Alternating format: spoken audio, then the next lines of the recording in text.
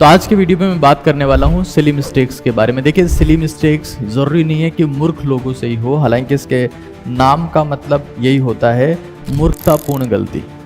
और ज़्यादातर silly mistakes बुद्धिमान लोगों से ही होती है और वो होती है स्ट्रेस के समय में। वो स्ट्रेस किसी भी चीज़ का हो सकता है, उसमें सबसे कॉमन स्ट्रेस है आपके एग्ज़ाम का स्ट्रेस।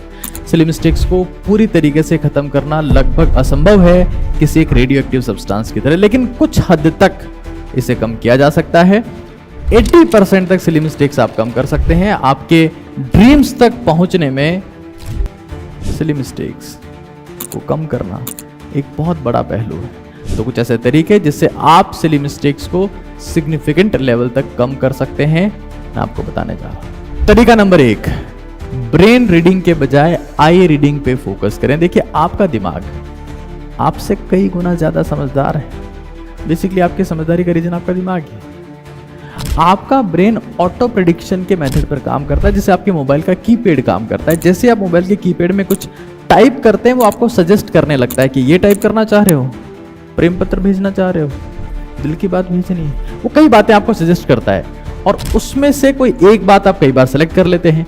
आपका दिमाग basically that is known as artificial intelligence. जिस तरीके से आपका कीपैड काम कर रहा है, वो उसको हम बोलते हैं आर्टिफिशियल इंटेलिजेंस। हमारा दिमाग अगर किसी भी ऐसे सवाल को देखता है जो उसका पहले से देखा हुआ है, या कुछ ऐसे कॉमन शब्द हैं जो उसने पहले से पढ़े हुए हैं, तो ऑटो प्रेडिक्शन मोड पे आ जाता है। वो एज्यूम करने लगता है कि हाँ, ये तो मैंने नहाते हुए पढ़ा था, शायद ये वही सवाल है। और उस दौरान अगर एग्जामिनर ने थोड़ा सा दिमाग लगाते हुए उसमें कुछ चेंजेस किए हैं, तो आप गलती कर बैठते हैं। तो कभी भी अपने ब्रेन के ऊपर बिलीव करने के बजाय अपनी आंखों के ऊपर भरोसा करिए कि मैं पेन चलाते हुए देख रहा हूं और साथ में रीड कर रहा हूं। क्या मैं जो देख रहा हूं वही पढ़ भी रहा हूं, जो देख रहा हूं वही पढ़ रहा हूं? इससे आप एक इफेक्टिव तरीका होता है जिससे आप क्वेश्चन को गलत प्रेडिक्ट नहीं करेंगे। एक मोस्ट कॉमन तरीका है जिससे बच्चा गलती करता है। दूसरा तरीका है एक वक्त पर एक ही क्वेश्चन के ऊपर ध्यान दीजिए। बहुत बार बच्चा क्या करता है कि एक क्वेश्चन को देख रहा होता है, नीचे वाले क्वेश्चन को देख के डर रहा होता है, ऊपर वाले क्वेश्चन को छोड़ चुका होता है, उसके बारे में सोच रहा होता है कि अरे तो मैंने छोड़ दिया, अब तो मेरा सिलेक्शन नहीं होगा। अब अपने माँ बाप को कैसे कहेंगे कि हम सेलेक्ट नहीं हो पाएंगे? तो आपको ये नहीं करना है। आप अगर किसी एक क्वेश्चन के ऊपर फोकस कर रहे हैं तो आपका फोकस उसी क्वेश्चन के ऊपर होना चाहिए। आप नीचे वाले क्वेश्चन को देखकर डरे नहीं, क्योंकि डर के आगे जीत है। अब डर के आगे जीत है कि नहीं मुझे नहीं पता, लेकिन डर के पहले जीत है। जहां देख रहे हैं वही ध्यान दीजिए। ऊपर नीचे देखेंगे, पास में फ्यूचर में देखेंगे तो प्रेजेंट का कबाड़ा हो जाएगा। जब आप रीड कर रहे हो तो बाकी क्वेश्चन को ढक लो और उसी क्वेश्चन पे ध्यान दो जो आप पढ़ना चाहते हो। अगर आप ये काम करेंगे तो आपकी गलतियां सिग्निफिकेंटली रिड्यूस हो जाएगी। ज्यादातर बच्चे तो बाकी क्वेश्चन को देखकर डरते रहते हैं। एक क्वेश्चन को पढ़ रहे हैं, बाकी को देखकर डर रहे हैं। ये वो लोग हैं, आपने सुना होगा ना, 4 लोग। ये वही 4 लोग होते हैं। आसपास वाले सवाल आपको उसके ऊपर ध्यान देना है जो आपको करना है। आप ये मत सोचो कि बाकी लोग क्या कहेंगे, बाकी लोग का क्या जवाब होगा, बाकी लोग को क्या बोलूंगा। हाँ, सबसे बड़ा रोग क्या कहेंगे लोग, तो लोग यही कहेंगे आखिर में मरने के बाद राम नाम सत्य है। तो उनकी चिंता मत करो, उस पर ध्यान दो जो कर रहे हो। That is very important for now. तीसरा मोस्ट इफेक्टिव तरीका है कि जब भी आप क्वेश्चन को रीड करें उसको प्रॉपरली अंडरलाइन करते हुए करें, कीवर्ड्स को मार्क करते रहें कि जिससे आपका आंसर आएगा। कीवर्ड को मार्क करें। आपने फॉर्म के पैसे दिए, उससे पेन मिला है, उसको खाली करना है। भरा हुआ दे के आ जाओगे तो पैसा वसूल कैसे होगा? तो आपको क्या करना है कि हर एक कीवर्ड को मार्क करना है और अंडरलाइन करते हुए हर एक क्वेश्चन को पढ़ना है। इससे आपका फोकस उसी कंटेंट पर रहेगा, जिससे फिर आप अपने सिली मिस्टेक्स के चांसेस को कम कर सकते हैं। आपकी जिम्मेदारी है कि आप पूरा पैसा वसूल करें, खाली पेन ही आखिर में लौटा कर आएं। That's your duty. Silly mistakes को अवॉइड करने का चौथा और एक बहुत इफेक्टिव मेथड है जो आपके थ्योरेटिकल सब्जेक्ट्स में बहुत काम आएगा। That is elimination method. Selection के बजाय कि आप 4 ऑप्शन देखकर ये ना करें कि मैं तो स्वयंवर इसी से करूंगा। नहीं, आप पहले 3 को रिजेक्ट कर दो कि इनसे नहीं करूंगा। तो उस केस में अब आपके सही साथी मिलने के चांसेस या सही ऑप्शन मिलने के चांसेस ज्यादा हो जाते हैं। तो आप ये समझिए कि ऑप्शन सिलेक्शन के बजाय ऑप्शन एलिमिनेशन या ऑप्शन रिजेक्शन पर काम करिए, क्योंकि जब आप 3 ऑप्शन काट देंगे तो आप 100% सही होंगे। सिलेक्शन में आपने बाकी 3 को एलिमिनेट नहीं किया है, काटा नहीं है, तो हो सकता है उसमें से कोई करेक्ट हो।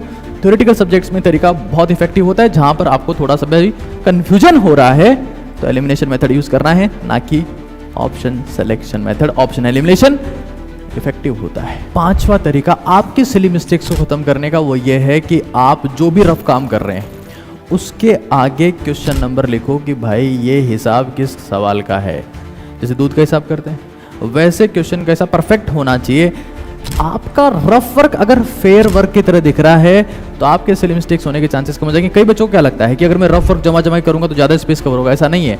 आप रफ वर्क अगर अच्छा करेंगे तो उसमें टाइम भी कम कंज्यूम होता है, स्पेस भी कम कंज्यूम होता है, सिली मिस्टेक होने के चांसेस भी कम हो जाते हैं, और उसके आगे क्वेश्चन नंबर लिख देते हैं तो आप जाके चेक कर सकते हैं बाद में कि ये किस क्वेश्चन की कैलकुलेशन है। बाद में आपको ध्यान ही नहीं होता है कि आपने 2 + 3 को 6 लिखा है, 2 × 3 को 5 लिखा है। ये बहुत कॉमन मिस्टेक है जो बच्चे हर बार करते हैं। रफ वर्क शांति से, सुकून से, क्वेश्चन नंबर लिख के साफ होना चाहिए, बहुत फ़ायदा होगा, ये मेरी गारंटी।